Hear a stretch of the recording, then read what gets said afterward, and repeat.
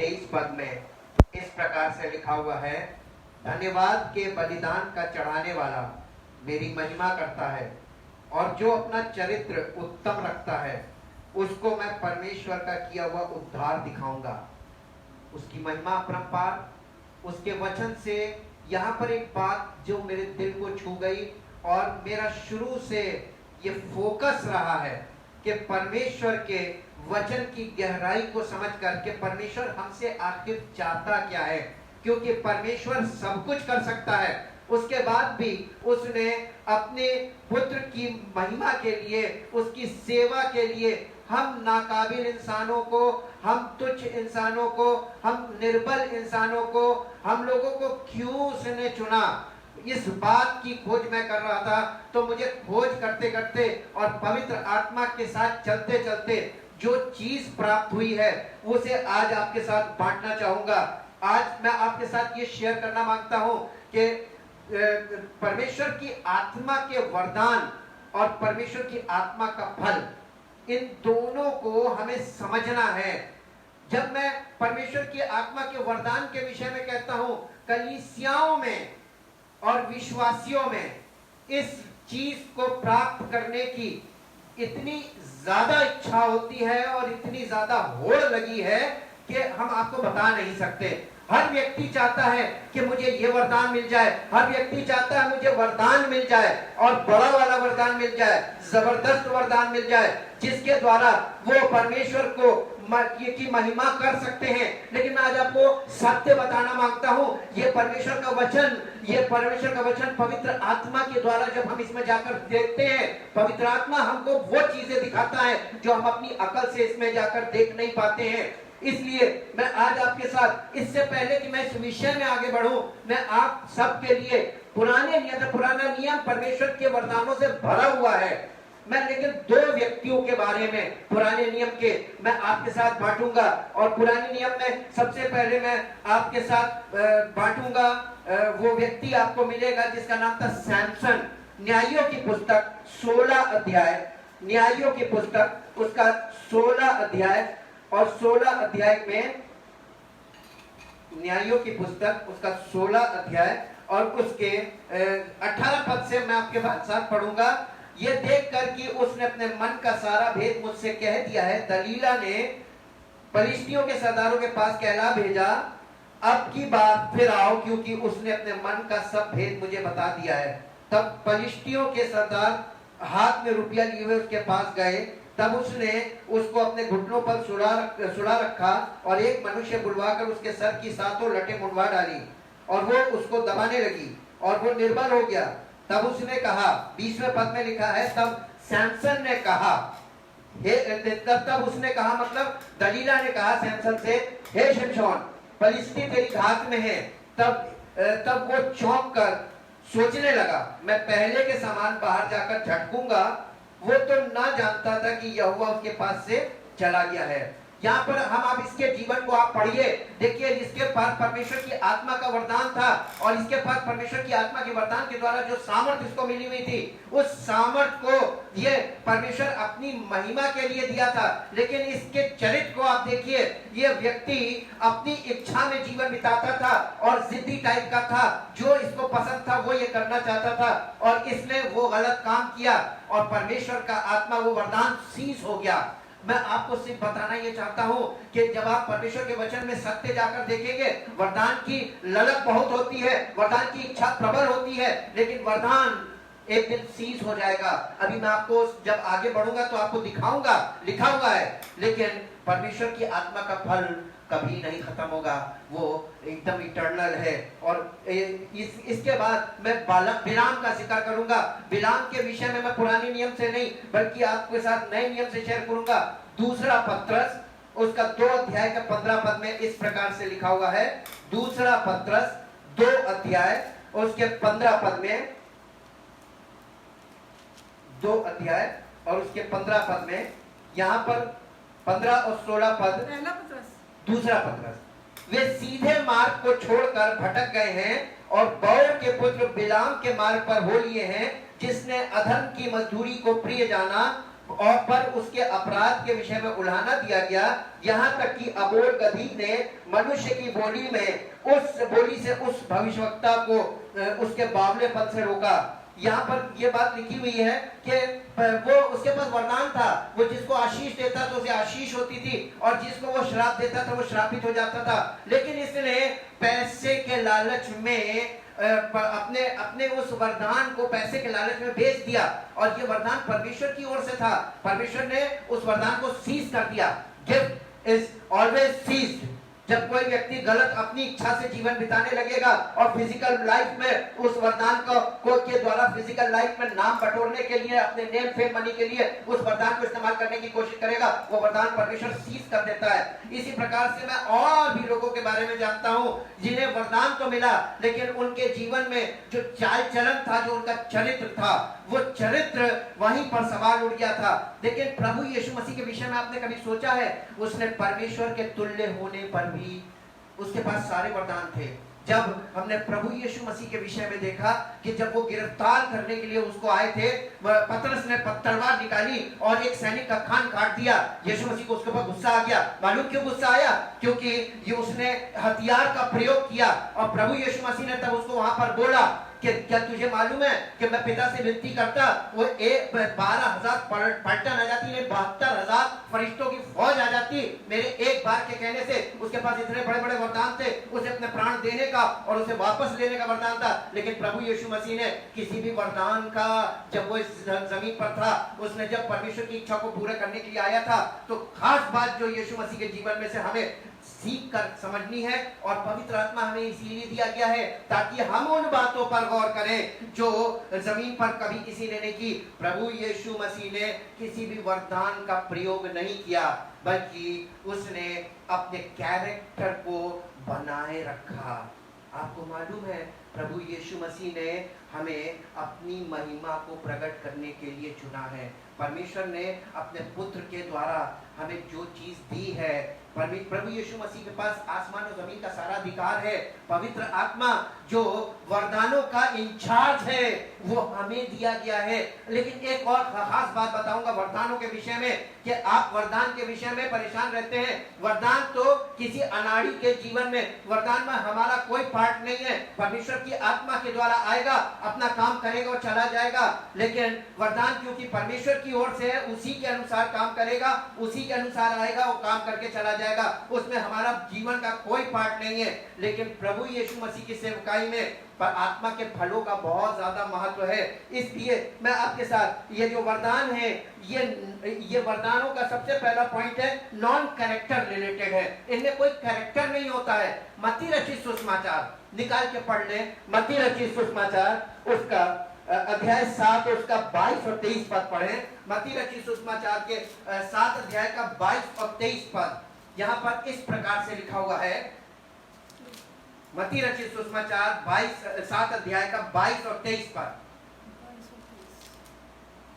7 अध्याय 22-23। उस दिन बहुत से लोग, उस दिन यानी न्याय के दिन जब यीशु मसीह दोबारा आएगा, सेकंड कमिंग, उस दिन यीशु मसीह कह रहा, मुझसे बहुत से लोग मुझसे कहेंगे, हे प्रभु, हे प्रभु, हे प्रभु, क्या हमने तेरे नाम से भविष्यवाणी नहीं की? क्या हमने तेरे नाम से भविष्यवाणी नहीं की? और तेरे नाम से दुष्ट आत्माओं को नहीं निकाला? और तेरे नाम से दुष्ट आत्माओं को नहीं निकाला? और तेरे नाम से बहुत से आश्चर्य कामों को नहीं किया? तब मैं उनसे खुलकर कह दूंगा, मैंने तुमको कभी नहीं जाना। हे कुकर्मियों, बाप रे बाप, वरदान के द्वारा काम तो किया। प्रभु यीशु मसीह को ये मालूम था कि इन्होंने कुछ नहीं किया। वरदान तो परमेश्वर की आत्मा का है ना, आत्मा ने जो काम करना था वो कर दिया। हमारा उसमें क्या रोल है? जब तक हमारा कैरेक्टर नहीं है, हमारा कैरेक्टर काउंट होता है। वरदान अपने आप काम करता है और ये नॉन कैरेक्टर होता है, नॉन कैरेक्टर रिलेटेड होता है। लेकिन परमेश्वर की आत्मा का जो फल है वो कैरेक्टर बेस्ड है। मेरे साथ इसी मत्ती रचित सुसमाचार 7 अध्याय का 21 पद पढ़िए। मत्ती रचित सुसमाचार 7 अध्याय का 21 पद। यहाँ पर यीशु मसीह ने दोनों चीजों को कंपेयर किया है, गिफ्ट एंड फ्रूट। जो मुझसे हे प्रभु कहता है, उनमें से हर एक स्वर्ग का राज में प्रवेश प्रवेश न उनमें से करेगा, हर एक स्वर्ग के राज्य में प्रवेश नहीं करेगा, केवल वो परंतु वही जो स्वर्गीय पिता की इच्छा पर चलता है। जो मेरे स्वर्गीय पिता की इच्छा पर चलता है। स्वर्गीय पिता की इच्छा मालूम क्या है? ताकि तुम्हारा जीवन फलों से भरा हो। कौन से फलों से? पवित्र आत्मा के फलों से। आत्मा का फल गलातियों में लिखा हुआ है। आप लोगों को किसी को बताने की जरूरत नहीं है। Everybody know the fruit of the spirit and everybody know the gifts of the Holi spirit. Focus काहे पे है? गिफ्ट्स पे। दूसरा पॉइंट गिफ्ट्स के विषय में यह है कि supernatural manifestation and work of the spirit, यानी ये जो वरदान है ये परमेश्वर की ओर से वो प्रगटीकरण होता है आत्मा के द्वारा कि परमेश्वर की सामर्थ्य यहाँ पर काम करती है। लेकिन जो वो है but the result of godly life that remain connected to Christ abiding in him. सबसे पहले यूहन्ना रचित सुसमाचार 15 अध्याय उसका 4 और 5 पद पढ़िए। आत्मा के फलों पे ज्यादा फोकस कीजिए, क्योंकि यही बहुत मुख्य चीज है जो हमको साबित करती है कि मसीह हम में है और हम मसीह में हैं। फलों के द्वारा प्रकट होगा। यीशु मसीह ने अपने चेलों से कहा था, जब उन्होंने कहा था कि बहुत से झूठे भविष्यवक्ता निकल खड़े हैं और भेड़ों के बीच में भेड़ियों के भेष में भेड़ आ गए, भेड़िए आ गए हैं भेड़ों के भेष में, तो उसके चेलों ने उस जमाने में कहा कि हम उन्हें कैसे पहचानेंगे? यीशु मसीह ने सिंपली कहा था, उनके फलों के द्वारा। आत्मा का फल उनमें होना चाहिए, जिसमें आत्मा का फल नहीं हो मसीह का नहीं। अब इसको पढ़िए, यूहन्ना रचित सुसमाचार 15 अध्याय 4 और 5 पद। यूहन्ना रचित सुसमाचार, तुम मुझ में बने रहो, तुम मुझ में बने रहो और मैं तुम में, और मैं तुम में। जो जैसे डाली यदि दाखलता में बनी रहे, जैसे डाली यदि दाखलता में बनी ना रहे तो अपने आप से नहीं फल सकती। उसमें अपने आप से फल आएगा नहीं, फल बिना कनेक्शन के नहीं आएगा। आगे, वैसे ही तुम भी यदि मुझ में बने ना रहो, मुझ में बने ना रहो तो नहीं फल सकते, तो अपने आप से फल नहीं ला सकते। गिफ्ट काम करने से ये साबित नहीं होता कि आप मसीही हैं, क्योंकि गिफ्ट आता है उन लोगों पर भी आया जो मसीही नहीं थे, लेकिन गिफ्ट ने अपना काम किया। लेकिन फ्रूट आपको प्रूव करता है कि तुम मसीही हो। तो मसीहों को जो ज्यादा फोकस करना है वो आत्मा के फलों पर फोकस करना है, और फल आप पैदा कर नहीं सकते। फल आप में पैदा होता है जब पवित्र आत्मा आपके जीवन में कार्य करता है, जब आप उसके साथ साथ आज्ञाकारी बनकर चलते हैं। दूसरा पॉइंट है फॉर द कॉमन गुड। ये जो वरदान है ये सबकी भलाई के लिए होते हैं, लेकिन आत्मा का फल मालूम है प्रभु परमेश्वर की महिमा के लिए होता है। Fruit is for the glory of God. मत्ती रचित सुसमाचार 5 अध्याय का 16 पद पढ़िए। मत्ती रचित सुसमाचार 5 अध्याय का 16 पद। मत्ती 5:16 यहाँ इस प्रकार से लिखा हुआ है। मत्ती रचित सुसमाचार 5 अध्याय उसका 16 पद। उसी प्रकार तुम्हारा उजियारा मनुष्यों के सामने तुम्हारा चमके, उजियाला मनुष्यों के समान चमके, मनुष्यों के सामने इस प्रकार चमके कि वे तुम्हारे भले कामों को देखकर वे तुम्हारे भले कामों को देखकर तुम्हारे पिता की जो स्वर्ग में है बड़ाई करें। तुम्हारे पिता की जो स्वर्ग में है बड़ाई करें। कब करेंगे? जब हमारे जीवन से कुछ उनको दिखाई देगा जो आम लोगों में नहीं है। एक और पद पढ़िए, यूहन्ना रचित सुसमाचार 15 अध्याय का 8 पद। यूहन्ना रचित सुसमाचार 15 अध्याय का 8 पद यहाँ इस प्रकार से लिखा हुआ है। 15 अध्याय के 8 पद में, मेरे पिता की महिमा इसी से होती है कि तुम बहुत सा फल लाओ, तभी तुम मेरे चेले ठहरोगे। परमेश्वर पिता की महिमा हमारे और आपके जीवन में जब आत्मा के फल आते हैं तब पिता की महिमा होती है।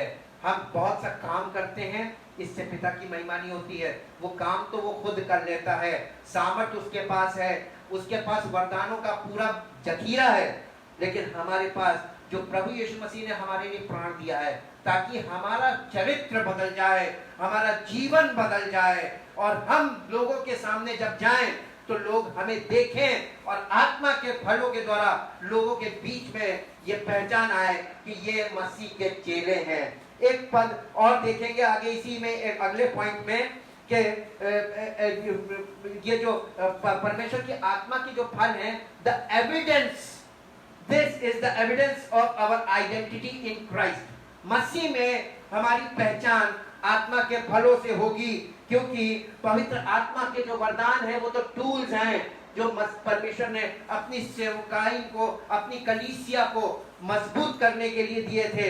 और पांचवा पॉइंट है, हमारा वरदानों पे कोई कंट्रोल नहीं। मेरे साथ एक पद निकाले जो आपको मिलेगा, पहला कुरिन्थियों 12 अध्याय का 11 पद। पहला कुरिन्थियों 12 अध्याय का 11 पद, 1 Corinthians chapter 12 verse 11। पहला कुरिन्थियों 12 अध्याय उसका 11 पद। जी, पहला कुरिन्थियों 12 अध्याय का 11 पद। परंतु ये सब प्रभावशाली कार्य पहले वरदानों का पूरा वर्णन है, उसके बाद ये लाइन आ रही है, परंतु ये सब प्रभावशाली कार्य वही एक आत्मा करवाता है, और जिसे जो चाहता है वो बांट देता है। जिसे जो चाहता है। तो इसके मतलब वरदानों की चाहत भी हमारे पास होना ना होना बेकार है, क्योंकि ये तो पवित्र आत्मा के ऊपर डिपेंड करता है कि वो किसको कौन सा वरदान कब देना है और उसके वरदान के द्वारा क्या करना है। इंचार्ज भी वही है और वही आत्मा। तो हमें वरदानों की क्यों चिंता, हमें पवित्र आत्मा मिल गया, वही सबसे बड़ा वरदान है। जहां जैसी आवश्यकता होगी वरदान काम कर लेगा। हमको क्या करना है, अपना चरित्र उत्तम बनाए रखना है। जैसे दाऊद के भजन में हमने पढ़ा था कि जो अपना चरित्र उत्तम बनाए रखता है उसको मैं परमेश्वर का उद्धार दिखाऊंगा, और ये बात यीशु मसीह के द्वारा हमारे और आपके जीवन में वो पूरी करना चाहता है। इसके बाद मेरे साथ निकालिए यूहन्ना रचित सुसमाचार 15 अध्याय उसका 5 पद। यूहन्ना रचित सुसमाचार उसका 15 अध्याय। मैं दाखलता हूँ, मैं दाखलता हूँ, तुम डालियाँ हो, और तुम डालियाँ हो, जो मुझ में बना रहता जो है, मुझ में बना रहता है, और मैं उसमें, वह बहुत सा फल लाता है। वो बहुत फल फलता है।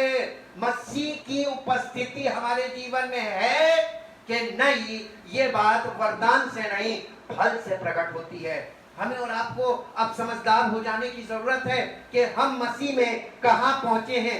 एक और पॉइंट देखेंगे कि gifts will cease one day. पहला कुरिन्थियों 13 अध्याय का 8 पद। पहला कुरिन्थियों 13 अध्याय का 8 पद पढ़िए। यहाँ पर कुछ इस प्रकार से लिखा है, इसीलिए पौलुस ने 12 अध्याय की शुरुआत ये की थी। वो शुरुआत बहुत ज्यादा महत्वपूर्ण है। 12 अध्याय का पहला पद, अभी मैं उस पॉइंट पर आऊंगा ताकि हम और आप चेत जाएं कि हम वरदानों पे क्यों फोकस कर रहे हैं। 13 अध्याय, पहला कुरिन्थियों 13 अध्याय उसका 8 पद पढ़े। पहला कुरिन्थियों 13 अध्याय का 8 पद। जी, प्रेम कभी टलता नहीं, प्रेम कभी टलता नहीं। भविष्यवाणियां हो, भविष्यवाणियां, देखिए ये वरदान है, भविष्यवाणी वरदान है। भविष्यवाणियां हो तो समाप्त हो जाएंगी। इंग्लिश में लिखा सीज हो जाएंगी।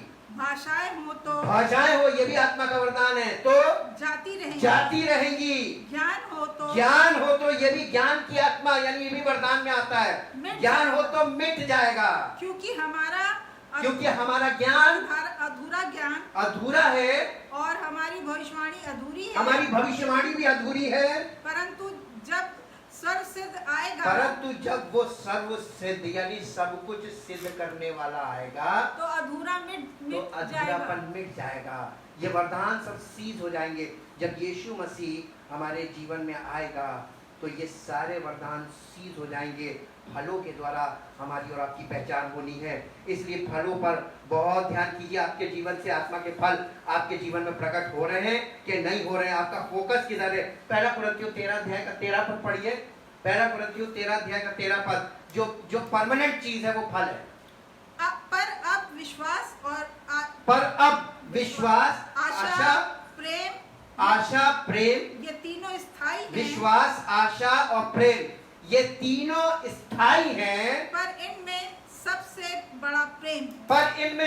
बड़ा प्रेम है। और आत्मा के फलों में जाके देखेंगे तो जो सबसे बड़ा जो जिसका सब आउटपुट सब उसी से होता है, वो प्रेम है। और आपको मालूम है यहाँ पे जिस प्रेम का जिक्र किया गया है ये निस्वार्थ प्रेम है, इसके अंदर कोई स्वार्थ नहीं है। ये निस्वार्थ प्रेम यानी अगापे लव, ये वाला प्रेम हमारे जीवन में अगर अभी तक पैदा नहीं हुआ है, इसका मतलब कहीं हम त्रुटि में फंसे हुए हैं, कहीं हम गलत बात को गलत फोकस कर रहे हैं। हमारे विश्वास में प्रॉब्लम इसीलिए है क्योंकि हम सही बात को एक्सेप्ट नहीं कर पाए, अभी तक हम समझ नहीं पाए। मेरे साथ एक पद और निकालेंगे जो आपको मिलेगा कि प्रेरितों काम पहला अध्याय उसका 8 पद, प्रेरितों काम पहला अध्याय 8 पद, empowerment for witness and service. ये जो पवित्र आत्मा की जो सामर्थ के द्वारा जो वरदान उस दिन आए थे पेंतेकोस्त के दिन, इसके लिए इस एक मेन रीजन था। ये रीजन ये था कि प्रभु यीशु मसीह के जी उठने की गवाही और उसकी सेवा शुरू हो रही थी, और ये दोनों काम आश्चर्य कर्मों के द्वारा नहीं, परमेश्वर की सामर्थ के द्वारा शुरू होने थे, पवित्र आत्मा की सामर्थ के द्वारा। इसलिए उनसे कहा गया था कि जब पवित्र आत्मा तुम पर आएगा तब तुम सामर्थ पाओगे। काहे कि इस बात की गवाही देने के लिए उसने कहा तुम पृथ्वी के छोर तक मेरे गवाह ठहरोगे। लेकिन आज बताइए प्रभु यीशु मसीह के गवाहों की पहचान क्या है, उसके चेलों की पहचान क्या है? आत्मा के फलों के द्वारा। आज तो लोगों को यीशु मसीह के बारे में मालूम है, लेकिन वो मसीही कैरेक्टर ढूंढ रहे हैं। वो लोग देख रहे हैं किस में मसीह का चरित्र दिखाई दे। हमारे और आपके अंदर वो चरित्र होना चाहिए। Enablement by the Holi spirit working with us, यानी पवित्र आत्मा जब हमें इस बात के लिए इनेबल करता है, यानी हमें योग्य बनाता है, हमारे अंदर जो योग्यता आती है वो फलों के द्वारा आती है।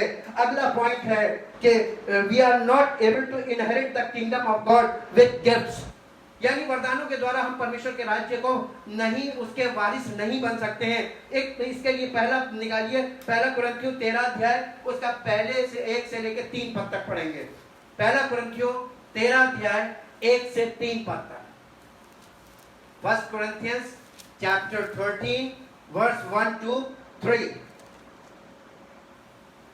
यदि मैं मनुष्यों और स्वर्गदूतों की बोलियां बोलूं और प्रेम न रखूं तो मैं ठनठनाता हुआ पीतल और झंझनाती हुई झांझ हूँ। और यदि मैं भविष्यवाणी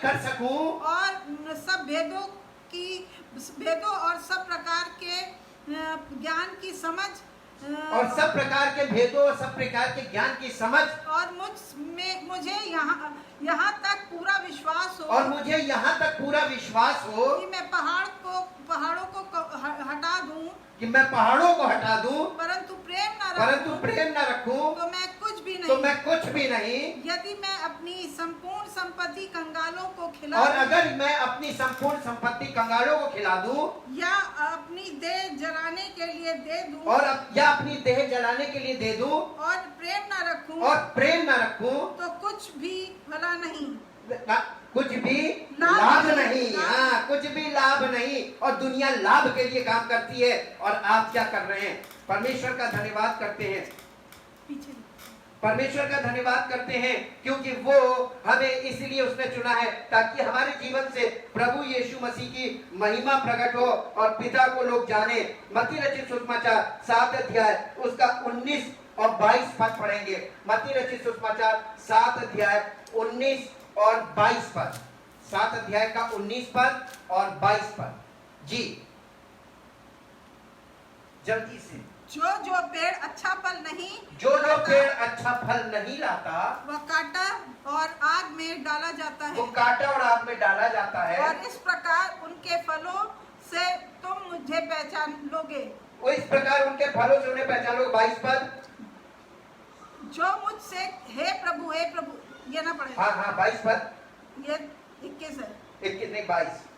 उस दिन बहुत से लोग मुझसे कहेंगे, हे प्रभु क्या हमने तेरे नाम से भविष्यवाणी नहीं की, तेरे नाम से और दुष्ट आत्माओं को नहीं निकाला जी, और तेरे नाम से बहुत से आश्चर्य कर्म नहीं किए जी, तब मैं उनसे खुल कर कह दूंगा मैंने तुमको कभी नहीं जाना। हे कुकर्म करने वालों, अब मेरे पास से चले जाओ। जी अब 26 पद,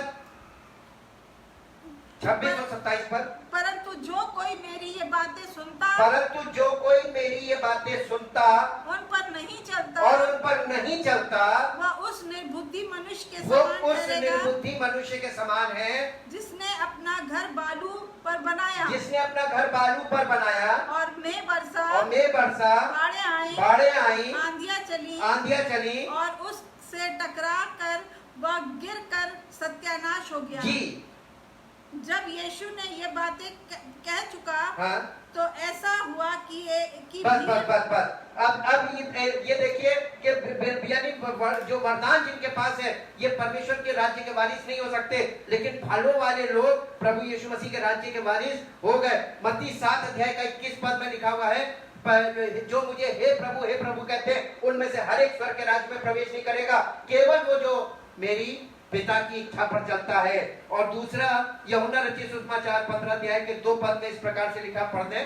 यूहन्ना रचित सुसमाचार 15 अध्याय और उसका 2 पद।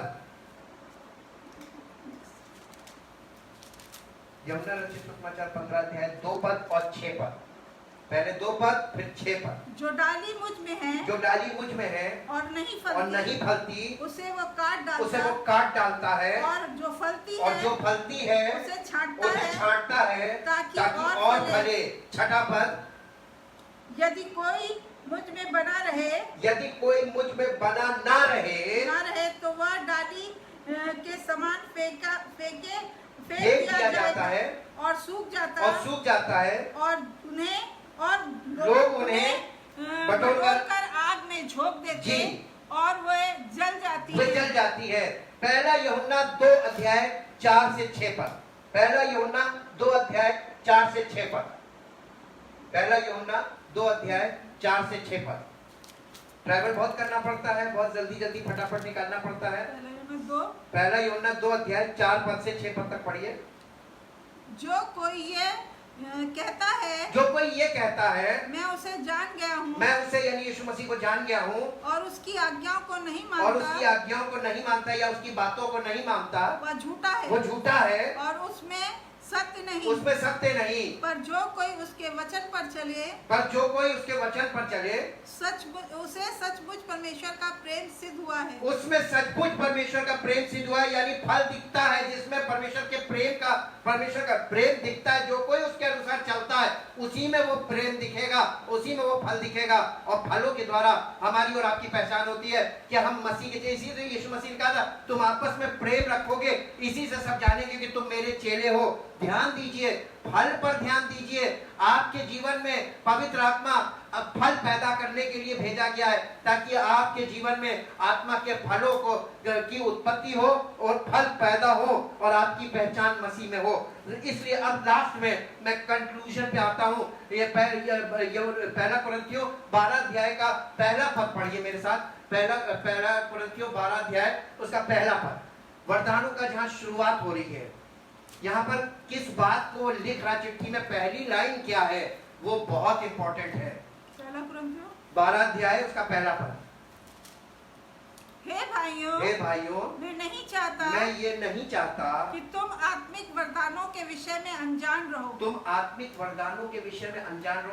रहो। जब हम इंग्लिश बाइबल में जाके देखें, वहां पर लिखा हुआ है कि you are not misinformation, यानी you are not misinformed, यानी तुम्हारे पास रॉन्ग इंफॉर्मेशन ना आ जाए। वरदानों को लेकर हमारे पास रॉन्ग इंफॉर्मेशन आ गई, और या तो इग्नोरेंट होते हैं, अनइन्फॉर्म्ड। बहुत से लोग वरदानों के विषय में इग्नोरेंट हैं, यानी अज्ञान हैं, अनइन्फॉर्म्ड, और बहुत से लोग मिस इन्फॉर्म्ड हैं। पौलुस ने जो वर्ड यहाँ पर लिखा हुआ है वो अनजान रहो का मतलब मिस इन्फॉर्म्ड, यानी इसके विषय में तुम्हें गलत धारणा ना हो वरदानों के विषय में। अब आप इस चिट्ठी को इस हिसाब से जब पढ़ेंगे तो वो 13 अध्याय कुरिन्थियों का वरदान के बाद फल आ गए, और उसने वरदानों से ज्यादा इंपॉर्टेंस फलों को इसलिए दी क्योंकि आत्मा के फलों के द्वारा हमारी पहचान होती है। और आत्मा के फलों के द्वारा ये भी साबित होता है कि मसीह हम में है और हम मसीह में है। आत्मा के फलों के द्वारा हम उसके स्वर्ग के राज्य के वारिस भी कहलाते हैं और हैं। लेकिन वरदान परमेश्वर की ओर से आता है, काम करके चला जाता है। हमें और आपको आज किस चीज की जरूरत है? पवित्र आत्मा हमें क्यों दिया गया है? ताकि हमारे जीवन में आत्मा के फल पैदा हो। आप और हम आइए आज उसके सिंहासन के सामने, प्रभु यीशु मसीह के सामने हाजिर हैं। उसका वचन हमने सुना है, ये वचन हमारी जिंदगी में वो सब कुछ बदल देगा, हमारा चरित्र बदल देगा, हमारा नजरिया बदल देगा। हमारा परमेश्वर के वचन को पढ़ने का नजरिया क्या था और हमारे परमेश्वर के वचन को पढ़ने का नजरिया बदल जाएगा। अब हम इसको अपने लिए पढ़ना शुरू करेंगे। अभी तक हम बहुत बार प्रीचिंग करने के लिए लोग बाइबल को पढ़ते हैं, लेकिन पवित्र आत्मा से मैंने एक बात सीखी है कि प्रीचिंग करने के लिए इसको कभी मत पढ़ना, इसको अपने लिए पढ़ना। अगर ये तुम्हारे जीवन में लाभदायक नहीं होगी तो तुम किसी को भी जाकर कुछ भी बोलोगे, उसके लिए लाभदायक नहीं होगा। इसलिए आत्मा के फलों की बहुत जरूरत है। मैं आपको एक लास्ट में एक पॉइंट बोलूंगा, उसके बाद मैं प्रार्थना करूंगा। और लास्ट पॉइंट ये है, मेरा फोकस पॉइंट सेवकाई में मालूम क्या है? मेरा फोकस पॉइंट सेवकाई में केवल इतना है कि पथरीली भूमि पर के वे हैं जिन्होंने वचन सुना और आनंद से ग्रहण कर लिया, लेकिन उनके अंदर एक प्रॉब्लम मैंने देखी, जड़ ना होने के कारण। थोड़े दिन के थे और फिर वो जब क्लेश और सताव आया वचन के कारण तो वे ठोकर खा गए और बाहर चले गए और झाड़ियों में दबा दिए गए। लेकिन हमारी एक जिम्मेदारी है कि परमेश्वर की आत्मा ने मुझे इस काम के लिए चुना है कि लोगों में जड़ पैदा हो। और जब हमारे जीवन में जड़ होगी तभी हम जड़ को समझेंगे कि जड़ पैदा कैसे होती है। पवित्र आत्मा के द्वारा जब मेरे जीवन में जड़ पैदा हुई है और फल पैदा हुआ है, जब किसी के अंदर जड़ होगी उसके जीवन में फल जरूर होगा। Thank you Jesus, thank you Lord. परम पिता परमेश्वर, आपका धन्यवाद करते हैं आपके इकलौते पुत्र प्रभु यीशु मसीह के बलिदान के लिए, जो आपने समस्त मानव जाति के लिए अपने पुत्र को बलिदान किया, ताकि जो कोई उस पर विश्वास करे वो नष्ट ना हो बल्कि अनंत जीवन का वारिस बने, आपके राज्य का भी वारिस बने। और आपकी पवित्र आत्मा जो आपने हमें वरदान स्वरूप दिया है, गिफ्ट के तौर पे दिया है, वो हमारे जीवन को इस लायक बनाए कि इस धरती पर जब हम हो तो हम मसीह की महिमा के पात्र बने। लोग हमें ये देख कर जान जाए, आत्मा के फलों से हमारी पहचान हो कि ये मसीह के चेले हैं, ये मसीह के लोग हैं। और प्रभु इस तरीके से उस स्वर्गीय पिता की महिमा इस जमीन पर हो, हमारा जीवन इस लायक बने और परमेश्वर की महिमा का कारण हो। धन्यवाद करते प्रभु, जितने लोग इस वचन को सुनते हैं और मनन करते हैं और इसके अनुसार चलते हैं, उनके जीवन में आत्मा की सामर्थ प्रकट हो और पवित्र आत्मा के फलों की पैदावार हो और प्रभु आपका राज्य बढ़े और आपकी महिमा का कारण बने। यीशु मसीह के नाम से प्रार्थना को मांगते हैं, आमीन। परमेश्वर आपको आशीष दे। Thank you Jesus, thank you.